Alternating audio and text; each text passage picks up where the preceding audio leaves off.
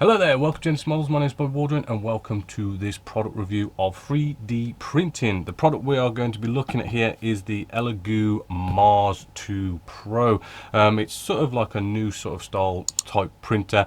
Admittedly, I've been quite skeptical about 3D printing because over the years I've seen it, and if I just sort of show you what I'm on about, this is why I've been sort of skeptical.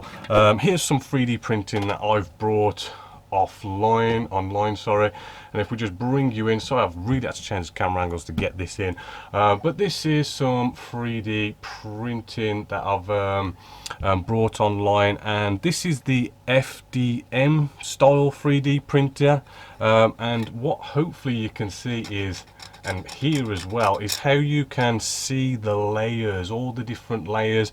It is quite rough, as you can see. I mean, look how rough that is inside. You know, I mean, it's good for certain things like this that I've brought, but when it comes to scale modeling, we want detail. This is the problem. We need the detail, and this is why I was sort of skeptical about it.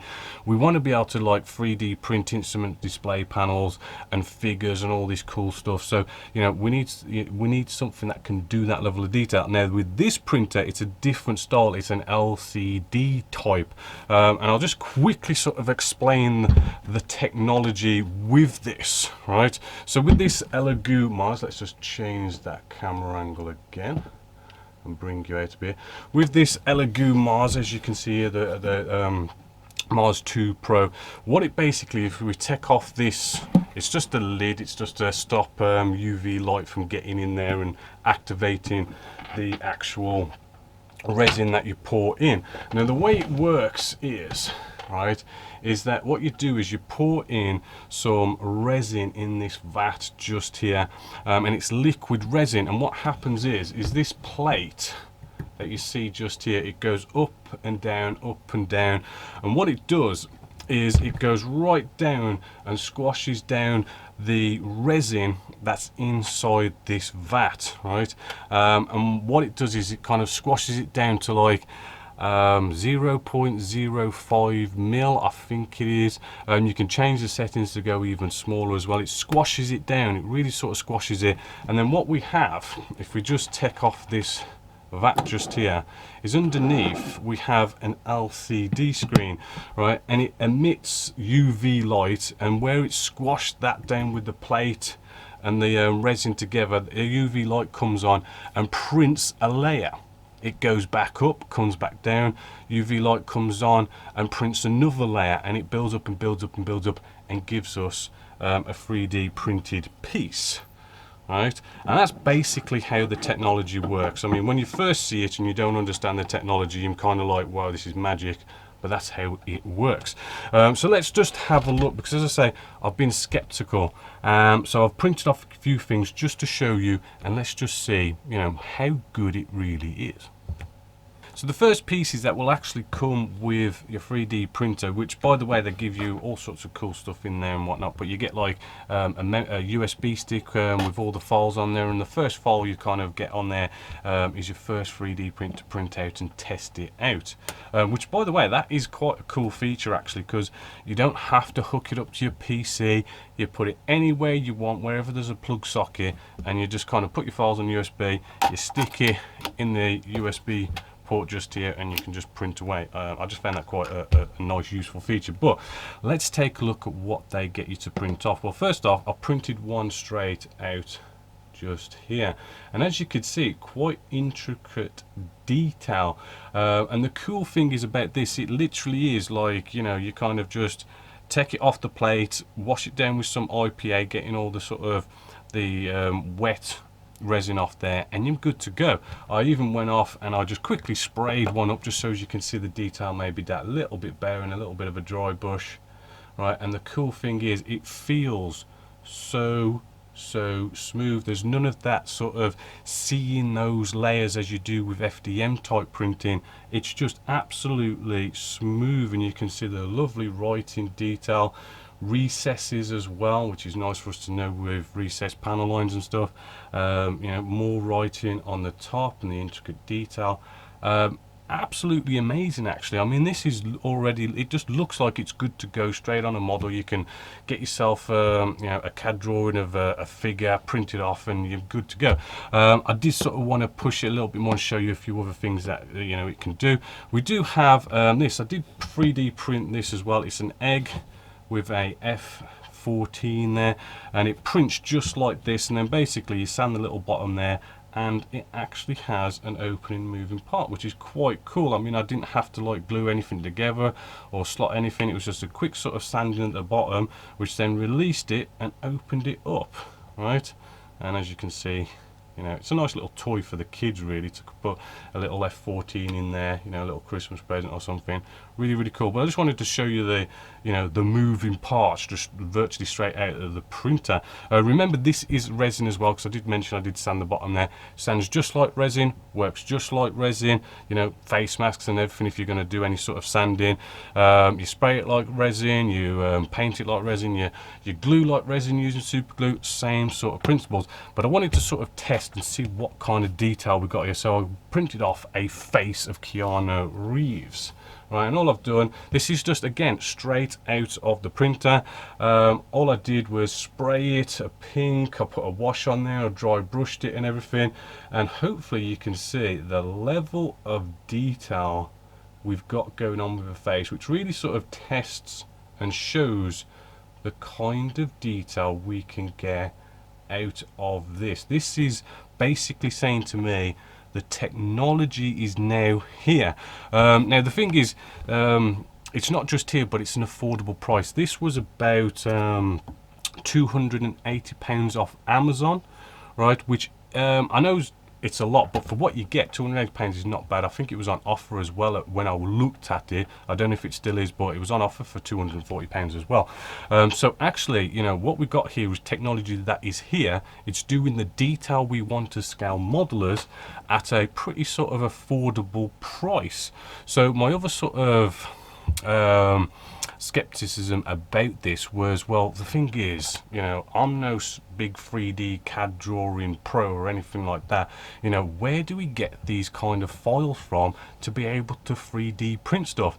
Well, you know, there is absolutely loads and loads of stuff out there. Admittedly, you got to be a bit sort of savvy searchy sort of with the internet to be able to find stuff, because there's loads and loads of websites. On these websites, you got like thousands of people going off and putting up all their 3D CAD drawings and everything. You've got to sort of find and search these things, but you can. There is loads of stuff out there.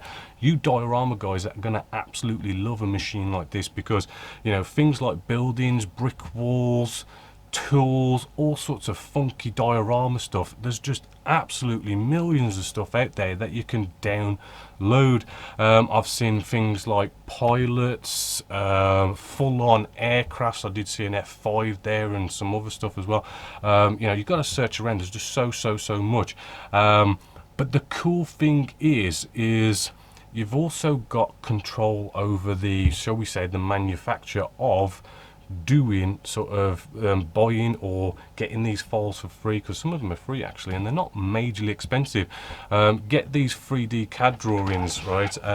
You've got control over it to a degree. What I mean by this is, what comes with the Elegoo is their Chichu box, which is their sort of, you can sort of mess about with the 3D CAD drawing a little bit, and you convert it to then go onto your USB drive. You know, I might do a tutorial on that at some point if you guys want to see it, but basically with Chichu box, you can go off and scale things. Now for scale modeling, this is quite a big advantage of having a machine like this, because as I say, you could go off, you could find, I don't know, say a figure, a US pilot to go in an F-16, right? And that could be in 1/32 scale.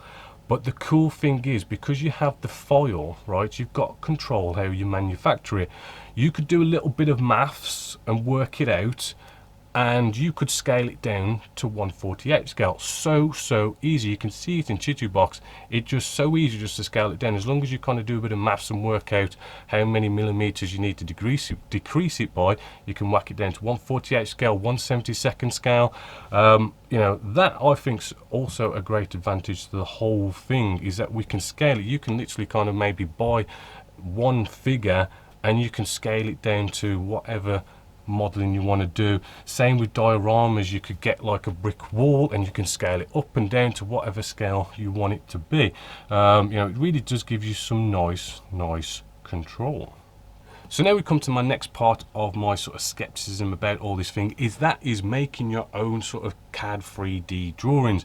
Now, nicely segueing from having that custom ability to scale your 3D image to whatever you want it to be, but being able to go off and do a bit of your own sort of, you know, 3D CAD drawings means that you could say, I don't know, you know, again, back to the US pilot for an F-16, you know, not only can you scale it, but you could go off and put it in some, you know, CAD drawing software, and you could maybe customize it a bit. Maybe you could put certain badges on them, names on their helmets, put a fag in its mouth, you know, all sorts of little things that you could do to customize it and, you know, make it a little bit different, right? But I was quite skeptical about that because from past experience, I know doing things like 3D CAD drawing is a big learning curve, and I'm sure you guys are thinking, no way I can do that or anything like that. But I did do a bit of searching, and a great place to start with that kind of stuff is Tinkercad. Now, on the Tinkercad website, it is so easy. This is used by lots of people. I think even students and stuff use it. It's a great sort of training tool, but it really does work. I mean, all you got to do is set yourself up a nice free account on Tinkercad, and you can go away and just start doing some 3D drawings on here. And surprisingly, it is quite easy to actually do. I thought it was going to be quite complicated, but within like 10-20 minutes of messing about with this, I was kind of messing about with something that I was kind of like, yes, I can do this. It's more easy than you think, and there is lots of YouTube videos out there, basic YouTube videos. I mean, I could do some if you want me to do. Let me know in the comments down below, and just show you some basics on it. But it is more easy than you think. You can do very sort of nice basic sort of stuff and do little alterations to files and stuff. But I mean, yes, it's not like an overly complicated one, which means, yes, you can't probably do really overly sort of outstanding, amazing stuff. But just to get started and maybe do some little alterations or do some simple stuff, it is so easy to use the Tinkercad. So I'm quite chuffed with that. So much so that actually I have, you might have already seen this in the Genesis Models store, but I've already gone off and done my own little bit of 3D printing. Right, I went off and did a nice little Tamiya extra thin cement glue holder. It's just to stop you knocking it over, because if you've ever had that nasty experience, which we probably all have, where it just so easily kind of just knocks over, and this just kind of gives it a little bit more stability to not knock it over. And this was all 3D printed using the Tinkercad, right? You know, you can put nice recesses of, you know, writing or anything you want to do in there, raised areas, messing about, doing all sorts of cool stuff. Nice simple shape, nicely 3D printed on the 3D printer. As you can see, so nice and smooth, and the writing so nice and detailed, as you can see. Really cool.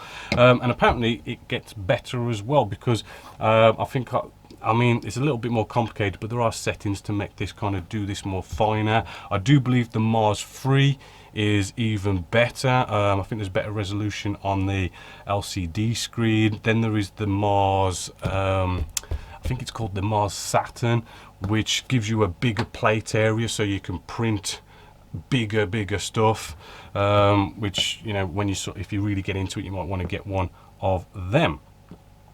Also on Tinkercad, I did forget to quickly mention you, I did sort of have a go at doing some instrument display panels, because I wanted to see if I can do something.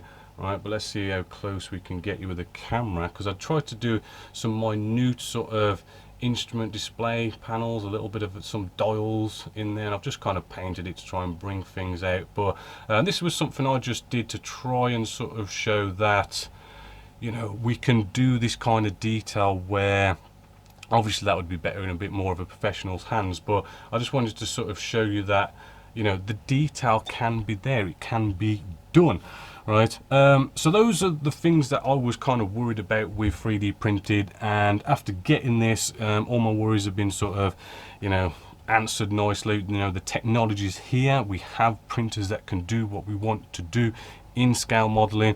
There is lots and lots of stuff out there on the internet for you to download. Some of it's free, some of it you pay for it, and then you can print them off, and we can go off and sort of do our own little bit of customization with some nice easy software on Tinkercad. So, you know, the technology's there and everything's there to kind of go for it. Now, the future wise, I mean, you know, there is definitely room for growth. I mean, I am kind of seeing, now I have one, how, you know, much potential there is in all this, and how really, you know, you get one of these and you can kind of see where the future's going. I mean, everyone you talk to says everything's going to go 3D printing, and now I've got one, I can really sort of see why and where they're coming from.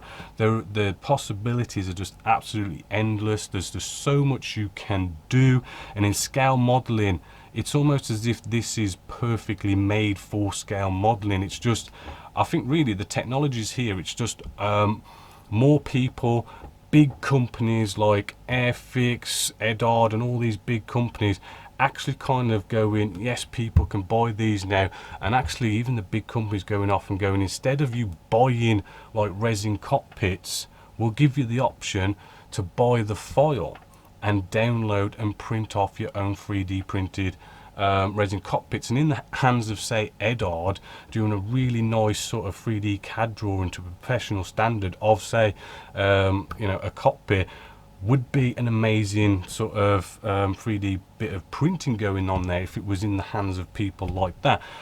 So hopefully we will see like the big companies sort of seeing the potential in this and starting to take advantage of 3D printing, but hopefully we will see all that in the future.